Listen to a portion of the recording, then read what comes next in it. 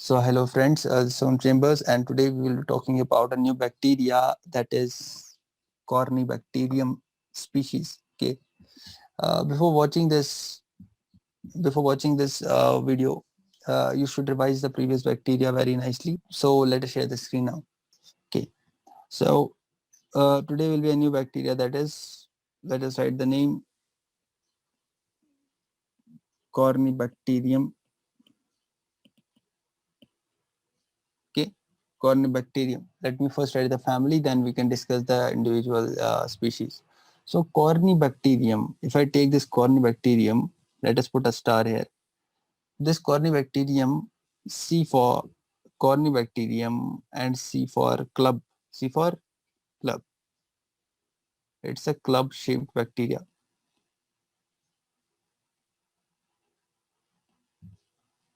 No, like this. How do you understand? So it has some, they say there's a swelling. There's a swelling. Okay, and you should write it's a positive gram positive. Capsulated or non-capsulated? It's non-capsulated. We have learned it in the basics of microbiology, learned the mnemonic, how which bacteria is capsulated, which bacteria is non-capsulated. Okay, so they are non-capsulated, non-sporing, non-motile, non-capsulated, non-sporing, and non-motile. Okay. Now, if I take the species of this Corynebacterium, there is a Corynebacterium that is Corynebacterium diphtheri. Corynebacterium diphtheri. So this Corynebacterium diphtheri, which is also known as Klebs-Loeffler bacillus, Klebs-Loeffler bacillus, studied in the previous basics of microbiology lecture. Klebs-Loeffler bacillus. It will show you some different feature. It will show you a two very nice feature. One is called Chinese letter arrangement. It shows a Chinese letter, or that Chinese letter. You may know, you will be knowing this Chinese letter, isn't it? So some V and L shapes type of a thing. So Chinese letter arrangement, or they may show that is also called cuneiform. So these bacilli show this arrangement. Okay, cuneiform. So what happens that if this bacterial cell is like this, that we take, I can't take it in a coccus, I will take it like this. Okay, if a bacterial cell is like this, now these bacteria are in one plane, what happens that their daughter cells will try to produce like in this plane, that is acute angle, isn't it? It's an acute angle. So this acute angle will give them this color, this arrangement. Okay, this type of cell division, the cell type of cell division which is happening at the acute angles, the daughter cells coming out in the acute angles, this concept is known as snapping type of cell division. This concept is known as snapping type of cell division. Okay, easy. So before going that, before starting this, okay, let us write the two features first and then we continue. So this Chinese letter and cuneiform arrangement, and we said it is a snapping type of cell division that is giving them the shape. If someone tells you Chinese, V or L shape, V or L shape. Okay. Now there is also one thing with this Corynebacterium, that is metachromatic granules. Metachromatic granules. These metachromatic granules. Now, if this bacteria is like this, okay, V-shaped or something like this, what I will be seeing is, can you see the poles? Can you see the poles of the bacteria, bacilli? You can see the poles. So this poles of this bacilli, this is called polar bodies. This metachromatic granule, this is present at the poles, at the ends. And this is also known as polar bodies, or I had another name I remember, that is earnest bodies. Okay, it has three names actually. This metachromatic granules, polar bodies, Babes Ernest, Babes. Okay, Babes Ernest bodies, or you can say volutin granules. Volutin granules. No, these are known as volutin granules. Also, these metachromatic. This is all the story about metachromatic granules, and this Chinese letter is the story about the snapping. Okay, what is this actually? This metachromatic granule. Actually, these are storage granules. These are storage granules. What are the composition of the storage granules? Polymetaphosphates. Polymetaphosphates. Okay, polymetaphosphates is the composition of storage granules. How to stain it? I have taught you. We can use Albert's stain. We can use Albert's stain. We can use Nisser's stain.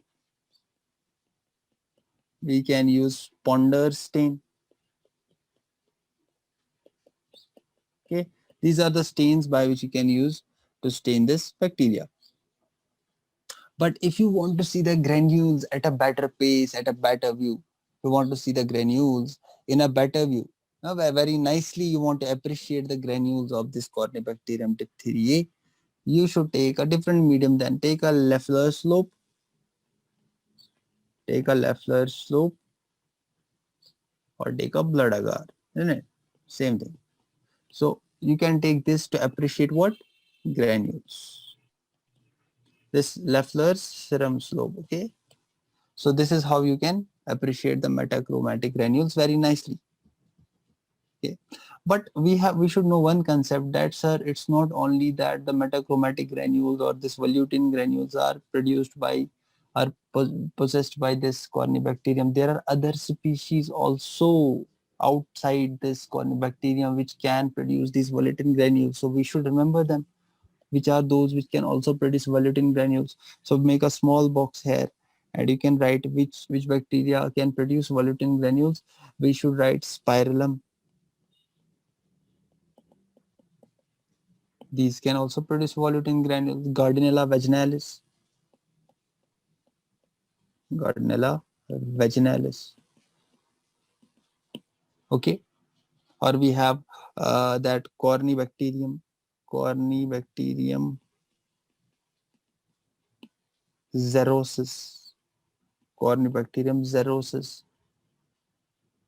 Enterobacter aerugine. Enterobacter. That's clear. I hope that's clear. It's so easy. It's so easy. How to remember, sir? How to revise this content before the exam when 1 minute is left for the exam? Corynebacterium, club-shaped, bacillus, Chinese letter arrangement, volutin granules, best appreciated on Lofro slope. Finished. Finished. 1 minute review done. Are you to understand? Okay. So let us go to let me tell you first two things. That are they normal flora of the body? Yes, sir. They are normal flora of the body. Some Clostridium species are normal flora. Let us write which they are not actually diphtheria, they are diphtheroids. Diphtheria like roids, diphtheroids. So which diphtheroids are the normal flora of your body? So if you check your conjunctiva in the eyes, conjunctiva, this conjunctiva will be having C. xerosis. Can someone tell me what is C. xerosis doing? Yeah. What is C. xerosis doing? C. xerosis was producing what dash? Volutin granules. Volutin granules. C. xerosis was producing volutin granules. Okay. That's right now I told you here. Xerosis produces volutin granules. Okay. So this conjunctiva they are present in the C. xerosis. Okay. If you check the your axilla, you know your axilla, armpit, you will be appreciating C.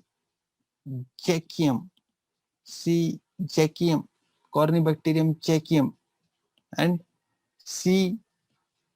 Urealyticum. Urealyticum. Okay. You know, this C-Jackium is so dangerous person in a patient who is immunocompromised, who is not having immunity. This Jackium, if a patient is immunocompromised, can you understand the concept of immunocompromise? That the patient can't is having either a cell-mediated immunity deficiency or a humoral immunity mediated deficiency, or he is taking any steroids, any immunosuppressants, cyclosporins, tacrolimus, he's taking these immunomodulators, will be having bacteremia if infected with. Normally, you should not have a JAKIM infection. You should not have a JAKIM infection. We healthy people should not have a JAKIM infection. But a person who is immunocompromised, he will have bacteremia. He will have bacteremia. How you to understand? Okay. By the way, this JAKIM is also lipophilic or lipophilic. It loves lipophilic. It loves lipo. Lipo, understand, isn't it? Or this urealyticum, he is also lipophilic. So remember these common points between them so that it becomes easy for you to learn. So urealyticum is lipophilic, Jackium is lipophilic, Jackium bacteremia in immunocompromised patients. Easy. So this Clostridium, it's not Clostridium, it's Corynebacterium diphtheria, or I say C. diphtheria. C. diphtheria is basically,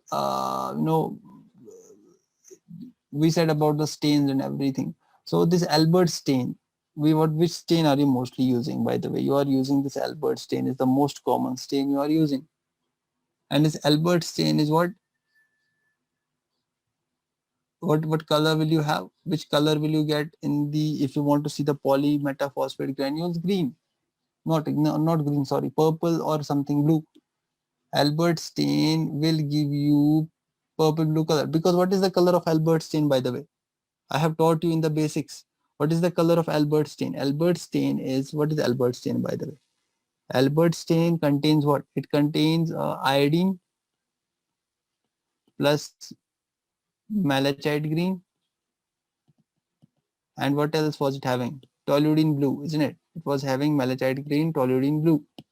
This toluidine blue, malachite green, and iodine. And if you want to appreciate granules, have some purple type of a thing. How will you understand? So this is what you have to remember. Yeah. So let us talk about its growth in the mediums. Okay, growth of this bacteria in the mediums. Growth in the mediums. So if you grow them in the medium, what you will see, since it is a fastidious, do we remember the concept of fastidious organism? Very nice, Sharia. So which medium will you give it? Which enrichment medium? Which enrichment medium? Loeffler slope, isn't it? Remember that. You will give a Loeffler slope. It's the enriched medium.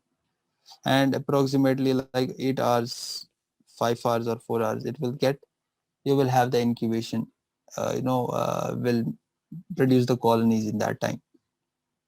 Now, what is the selective medium for C. diphtheria? It is potassium telluride, isn't it? And we said in the general microbiology that potassium telluride will be converted to what? Metallic tellurium. Metallic tellurium. Okay. Potassium telluride will be converted to metallic tellurium. Okay. By the way, if I go into the biochemical identification, of this bacteria, it is the next point. Okay. We have talked about the culture. This was about the culture. Okay. What about this biochemical identification? Cat positive, isn't it? It's a cat positive organism. Oxidase negative. Oxidase negative. Okay. Fermentation positive, isn't it? Does it ferment or not? Yes, fermentation positive. Fermentation positive. Okay.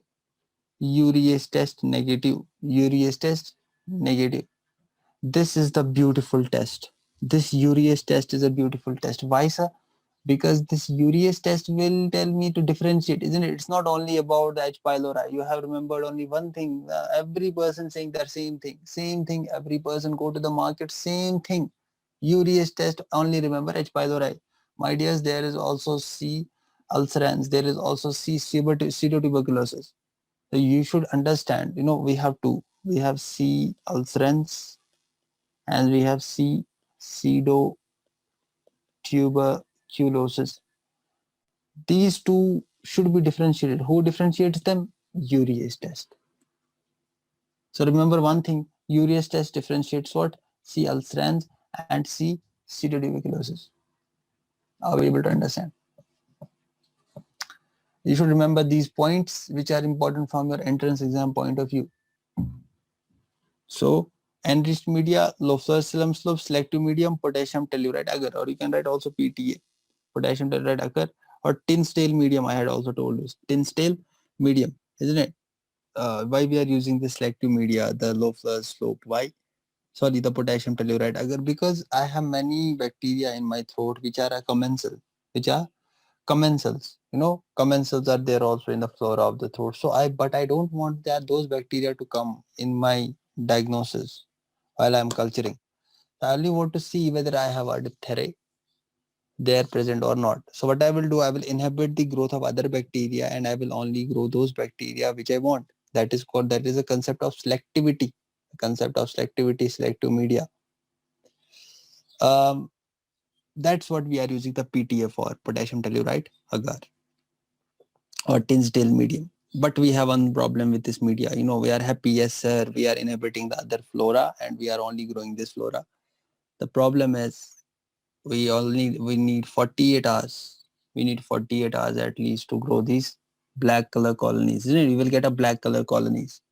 So this is the concept behind this selective media. Why? What about enriched media? Why we are using a loflacillum serum? This because we want first a metachromatic granule more. And what was the problem? Can you tell me what was the problem with PTA? What is the problem with PTA? Yes, please. What is the problem with PTA? What is the problem with PTA? Time consuming, 48 hours. Do you want a media to grow in 6 hours? Do you want a media comparative media? 6 to 8 hours you want a growth. Yeah, that is what we are using the enrichment media for. We are using which media? Enriched media. What? Low slum slope. Are we able to understand? But there is also a problem with low fluorescence. What problem, sir? If you are going beyond 8 hours, it will start growing other throat commensals. Other throat bacteria will start growing. Okay. If you, start giving more temperature, then others get activated, isn't it? Once you give someone more temperature, he gets activated, isn't it? Isn't it, my dears? Don't go into wrong direction. Think very nicely, okay? So that is the concept behind this. So how will you use a biochemical test? Which bacteria will give you a biochemical test? Let us make it like this. So in the biochemical identification, you should add some points. Where did I write that? Here. So you should write one thing, add some clinical thing, differentiate with it with other. Integrate. I am going to integrate now the microbiology. So how to remember is if I take a his serum sugar media, if I take a his serum sugar media, what will happen? Clostridium diphtheria, what it will do? If I have a glucose, it will ferment it into what? It will ferment it, isn't it? Fermentation will happen. Glucose or maltose. Okay. So who is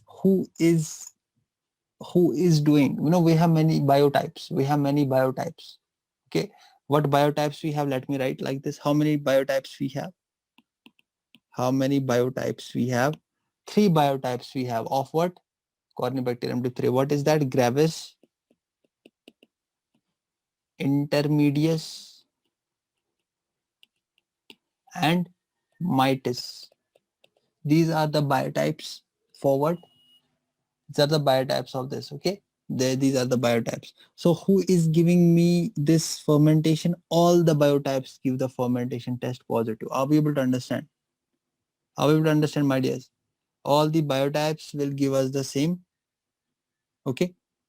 All the biotypes, be it gravis, be it intermediates, be it mitis of this bacteria, they will be giving us, all of them will give a, so there is not a differentiative test. It's not a differentiating test right now for this. But see, it was glucose and maltose. Now I give starch. Now I give starch. What will happen? This starch will be only fermented by Gravis.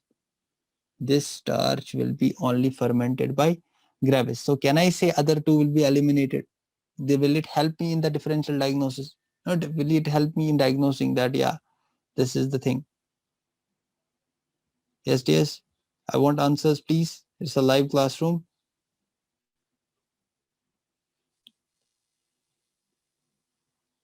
Okay. So I hope you are getting what I mean. So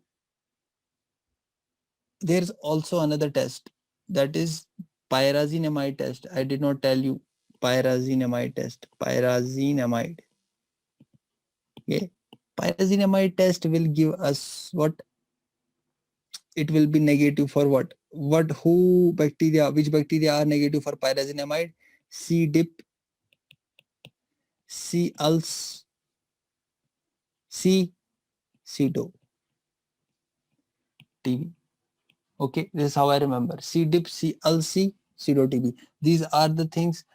These are the bacteria who are negative. So will these grow in pyrazinamide? Will they give me a pyrazinamide test biochemically? No, they won't give me pyrazinamide chemically. Here also I was doing the test, fermentation test for. These are all biochemical tests. We are using the biochemical test. So pseudo TB, Cornevatum ulcer, or C. diphtheria. Okay, these are the tests which we are. These are the bacteria which will be negative.